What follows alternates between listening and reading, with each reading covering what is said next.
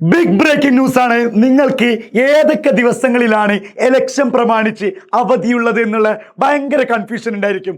പലരും പറയുന്നത് 2 ദിവസം അവധിയാണ്. കാരണം ഇലക്ഷൻ നടക്കുന്നത് 9-ാം തീയതിയും 11-ാം തീയതിയാണ്. ഈ 2 ദിവസങ്ങളിലും അവധിയുണ്ടെന്നാണ് പല വിദ്യാർത്ഥികൾ പറഞ്ഞിട്ടുള്ളത്. അപ്പോൾ ആദ്യം തന്നെ നിങ്ങൾ മനസ്സിലാക്കേണ്ടത്, നിങ്ങളുടെ ജില്ലയിൽ എന്നാണോ ഇലക്ഷൻ നടക്കുന്നത് ആ ജില്ലക്ക് ആ ദിവസമായിരിക്കും അവധി ഉണ്ടായിരിക്കുക. അപ്പോൾ നിങ്ങൾക്ക് വീണ്ടും കൺഫ്യൂഷൻ ഉണ്ടാവും, ഞങ്ങളുടെ ജില്ലയിൽ എന്നാണ് ഇലക്ഷൻ. പലർക്കും വലിയ വലിയ ആളുകൾക്കൊക്കെ അറിയും, പക്ഷെ കുട്ടികൾ എന്ന നിലയിൽ നിങ്ങൾക്ക് ഇതറിയാൻ സാധ്യത കുറവാണ്.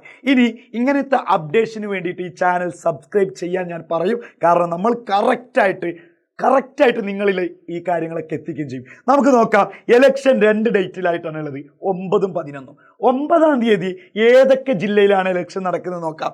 9-ാം തീയതി ട്യൂസ്ഡേ, അതായത് ചൊവ്വാഴ്ച നടക്കുന്നത് ട്രിവാൻഡ്രം, കൊല്ലം, പത്തനംതിട്ട, കോട്ടയം, ഇടുക്കി, ആലപ്പുഴ, എറണാകുളം. ഈ ജില്ലകളിലാണ് ഡിസംബർ 9-ാം തീയതി നടക്കുന്നത്. ഇനി ഡിസംബർ 11-ന് നടക്കുന്നത് പാലക്കാട്, തൃശ്ശൂർ, മലപ്പുറം, കാലിക്കറ്റ്, വയനാട്, കണ്ണൂർ, കാസർഗോഡ്. ഈ ജില്ലകളിലുമായിട്ടാണ് നടക്കുന്നത്. അപ്പോൾ ഇങ്ങനെ 2 ഘട്ടങ്ങളിലായിട്ടാണ് ഇലക്ഷൻ നടക്കുന്നത്. അന്ന് കൃത്യമായിട്ട് പൊതു അവധിയായിരിക്കും, നിങ്ങൾക്ക് സ്കൂൾ ഉണ്ടായിരിക്കില്ല എന്ന് വീണ്ടും പറയുന്നുണ്ട്. വീണ്ടും മക്കളെ ശ്രദ്ധിക്കണം.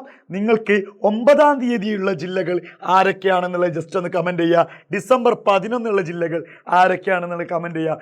ഏത് ജില്ലയിലെ കുട്ടികളാണ് നമ്മുടെ സബ്സ്ക്രൈബ്സ് കൂടുതലുള്ളത്, അല്ലെങ്കിൽ എജുപോർട്ടിൻ്റെ ഫാൻസ് ഏത് ജില്ലയിലാണ് ഏറ്റവും കൂടുതലുള്ളതെന്ന് നമുക്കറിയാൻ പറ്റും. അപ്പോൾ ഇതുപോലത്തെ അപ്ഡേഷന് വേണ്ടിയിട്ട് ചാനൽ സബ്സ്ക്രൈബ് ചെയ്യുക. താങ്ക്